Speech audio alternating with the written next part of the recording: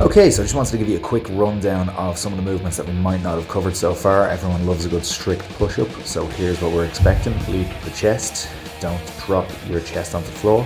For the half and half, you may drop your knees. We'll use this as a regressed variation if you haven't got the amount of reps required in strict push-ups.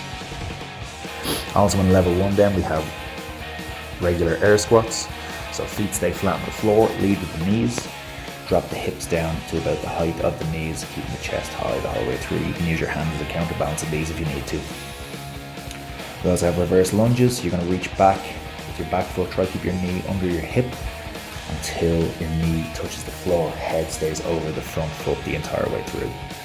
In level 2 then, we're going to change to Hindu push-ups. Feet will be wider than shoulder width apart. We're going to bring our chest down to the floor and then arch at the top like a cobra stretch. So we want to glide along the floor, elbows will stay flush to the side. We have a little bit more tricep activation this way.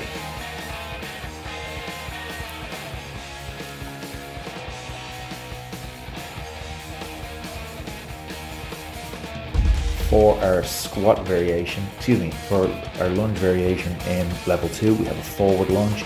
It's a little bit more challenging than a reverse lunge, so you have that element of deceleration in there as well. Just a smidgen of a step up. For a squat variation then we have a Hindu squat. You're going to actively come up off your heels onto your toes in this one. It took me a few reps to get this right. Sometimes the balance can be a little bit tricky. You're not going to have your hands out in front of your face. You're going to reach down and sweep the floor with your knuckles on each rep. Again, very, very knee dominant movement. You want your knees to lead the way on the way down. Head should stay over the feet the entire way through, touching the floor on every rep. Level 3 then, our push-up variation is a half moon push-up. Left foot comes over to the right side. Try and get as much of a twist in there as you can. You'll notice that as your weight leans to your right hand, you'll have a lot more pressure on your right pec, right tricep, right shoulder. Our squat variation then is a jumping squat.